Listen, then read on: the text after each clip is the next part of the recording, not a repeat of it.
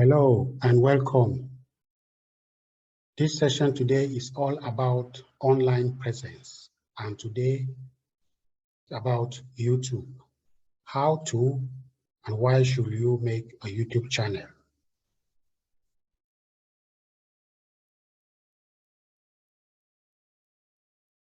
The session will be divided into two. First, we'll discuss how to make a YouTube channel, and then later we'll discuss why should you be making a channel.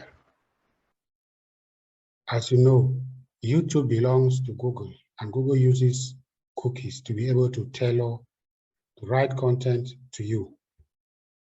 So you have the options here to customize to what you want. After that, you accept the conditions, and then you are logged in, not logged in, you are connected to the website. Since you are not logged in, you will see it appear like that. So you can either choose to log in if you have a Gmail. By the way, before we continue, this session assumes that you already have a Gmail account created. So if you have a Gmail account already created, if you click here, you have something like this. This menu will open, and then you will see YouTube there. So with a Gmail account created, if you click here to open, it will take you to, yes, YouTube like this, just like that. Here I chose live videos. That's why you see everything here is live, because I chose here live videos.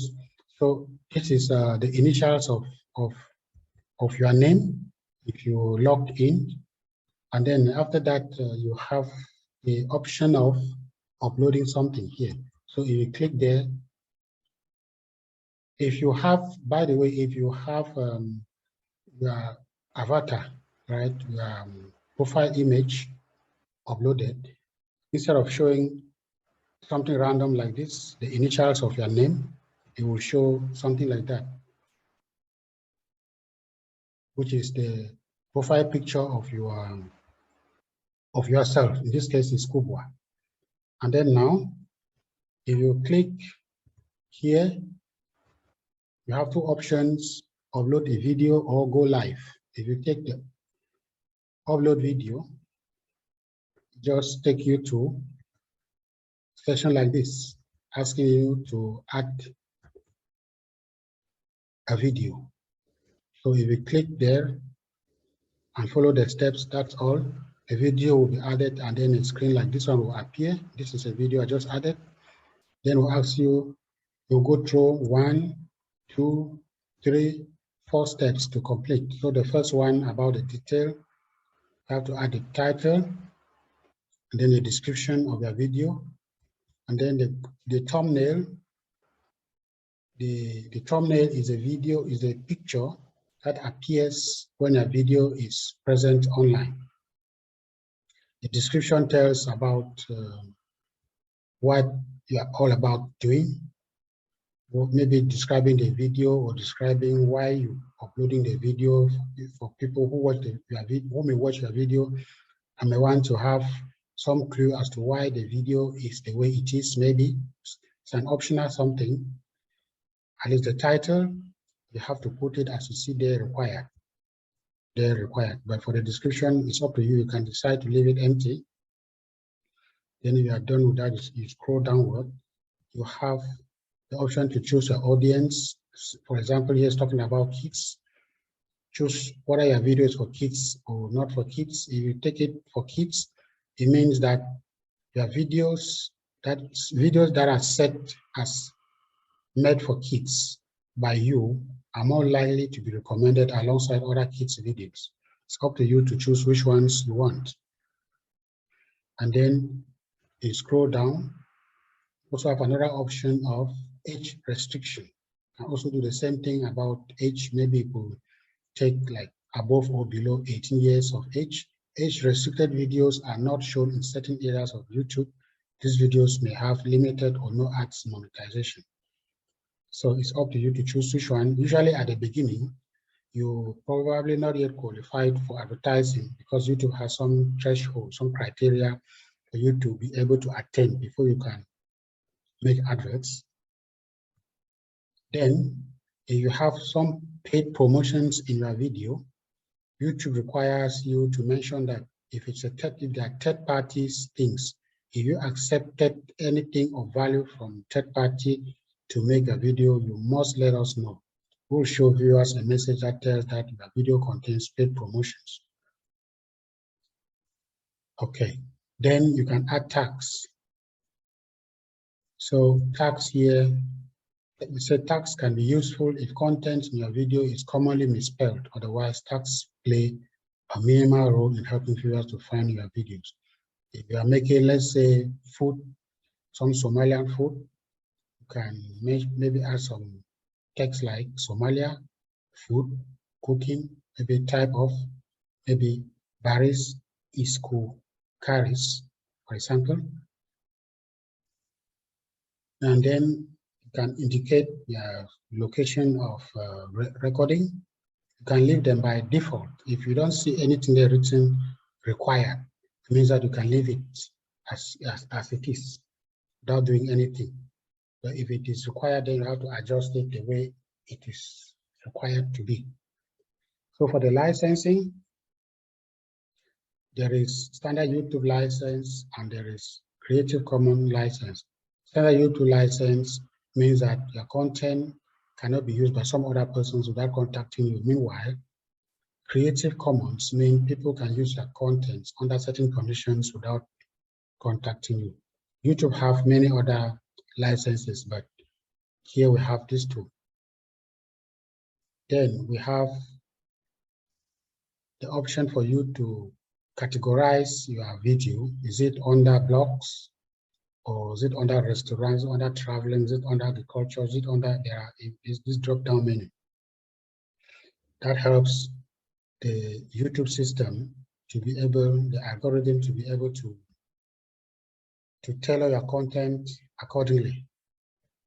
Then when it comes to the comments, you can decide to allow all comments to show, or hold comments, or potentially inappropriate comments for review, or you can completely decide to disable it, or you can also set a method of sorting comments, which ones appear first or last, and then show how many viewers like this video. So it's up to you to show the count, for example. Then that's it for step one. Then step two will take you to this area here where it allows you to add an end screen. This is for people who load a lot of videos. It saves them time in their concluding part of their video. Then you take next. If you take next here, you have go to this level here where YouTube does some checks and tells you, okay, we are checking to see if there's some copyright issues. If there's nothing, you see this green light, this green button here. And usually, even though it might show you 100% correct, YouTube kind of makes some manual, some different types of check, let's put it like that, which they might later on tell you, no, we discovered this content to be like this, so you have to adjust. Or some persons might notice that you have used a content that belongs to them, and they might contact YouTube. The YouTube will in turn contact you for necessary adjustments. You can also, after that, you have the last step, which is visibility, which means that your content is ready now to be seen outside. You can control it, control how you want it to be. You want to put it private, only you can see it, or only people whom you share the link with can see it. Or you want to just put it public for everybody to see and set some instant premiere, or maybe to schedule it to appear later.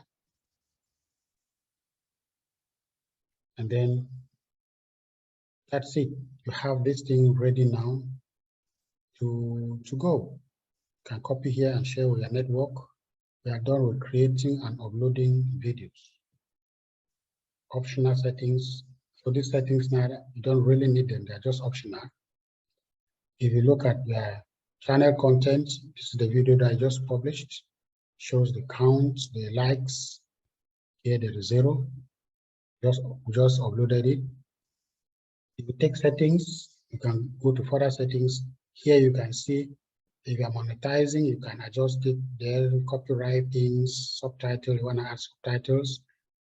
You want to go back and adjust how comments are being allowed, your system. You want to see analytics, how people view your content, where they view from, and so on.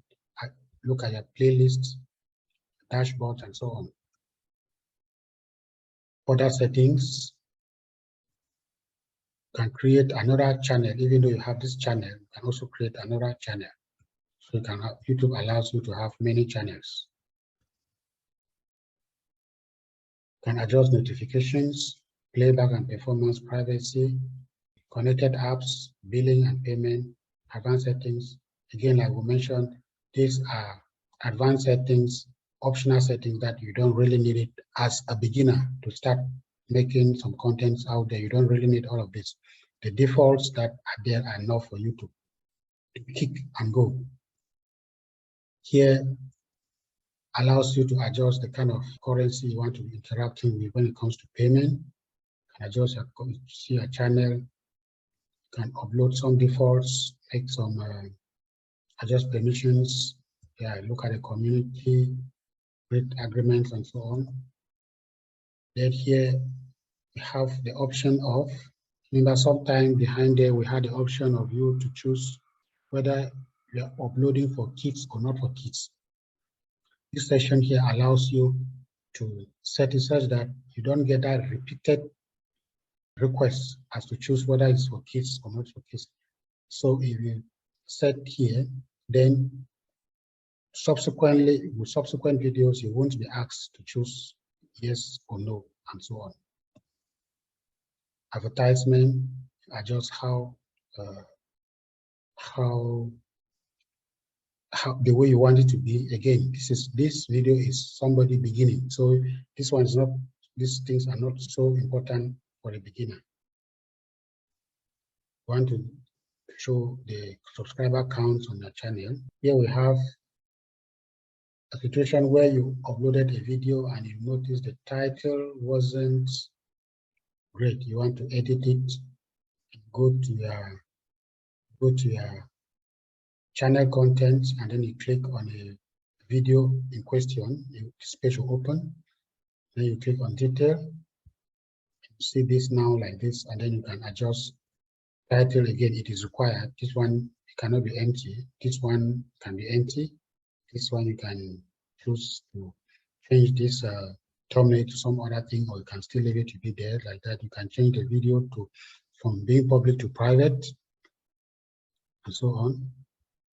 Then here shows you more settings about subscriber count and so on. Don't show potential appropriate words. Again, this is like, as we mentioned, you uploaded a video, you can always come back and do changes in any way you want. So that was about uploading a video. Now let's see a situation where you want to go live.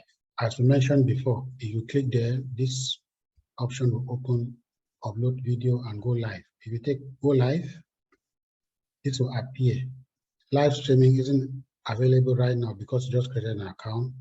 It will tell you enable, and if you take enable, it asks you gain access to this feature by verifying your number. To access live stream on desktop, first verify your phone number. So you have to do that, and then it will take you to this page where you have to choose either to receive a text or an automated voice message, in which case you have to choose the country you are from so as to put your phone number. Maybe, for example, here is Seychelles, and then a code. You get a code and you put it there for verification. They will send it to your phone number, which is hidden in this situation here, and then you take the code here and then you submit.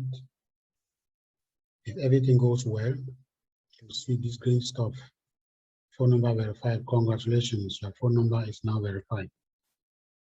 So if you try to go back now to go online, it will tell you ready in 24 hours. It takes 24 hours to activate your account for live streaming. Once activated, you can go live. So in this situation, you just have to wait for 24 hours to be able to go live. And then that's it. If you come check on your account, you have the possibility of switching another account, adding another channel. All of those things you can do, adjust them here. A channel, purchase a non-membership, a studio, or just signing out, and so on. That was it. We are done with going live. The next one, online presence.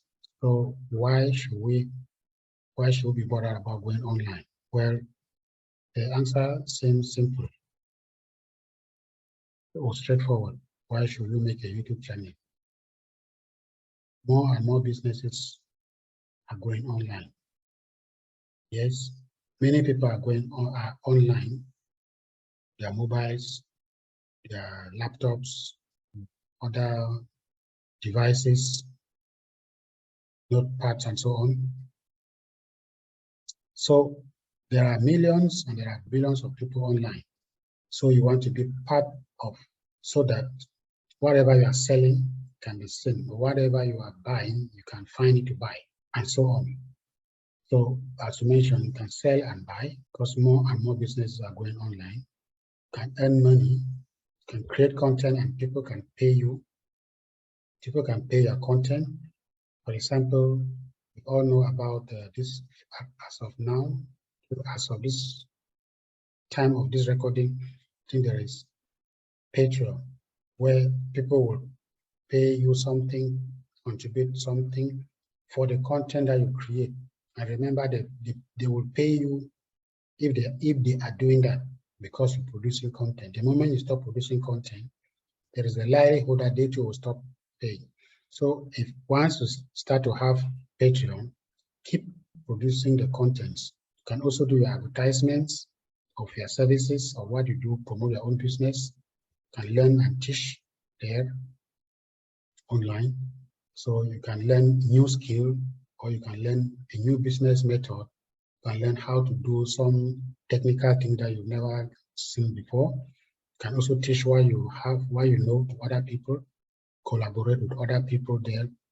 And one other very interesting thing there is that your business is 24/7 online. Unlike doing offline business, and when you go to bed, your business also goes to bed. Unlike online, when you come home, your business stays back in business. When you go to bed, your business stays back in business. So this is some of the big advantages of taking your business online. You have a bigger network, you establish a bigger network as you interact with people, as you read comments, as you contact people, and so on. This is the situation of YouTube. Then you also have the option of reading comments and getting reviews of what other people produce, or what they sell, or how their business behave, or something like that. You also have the possibility of discovering trends in real time. What is the most talked about for the day, or perhaps for the week, or for the month, or for a given time's space. You keep updated with what's going on because you're online. When things happen, you see them as they occur, unlike being offline, where you see only what is near you. You don't see what is far. You have a broader geographical market range. You don't only sell or buy within your community, you buy and sell far away. Other geographical locations that are far from yours. You can also show your employers, if you are somebody looking for jobs, you can show your employers what you do. By customer, you can also show, you are a business owner, you can also show your customers what you do. Also, it's a place for storage of your contents. 1 year later, you discover something you just did, or 10 years later, you discover something you did, and so on. And basically being there for free. So you have the potential of storing something where you can always get easy access to it. Unlike if you had them on your computer, suppose your computer breaks down, there is chances that you may lose or may have to do extra efforts to recover what you just stored there and so on. Yeah, that was it. Thank you very much. I hope it made some sense and I hope you like it. Asante sana kwa angalia. I'm learning Swahili. So for Swahili speakers, please excuse me. Thank you very much for watching. Please comment, like, subscribe, and share.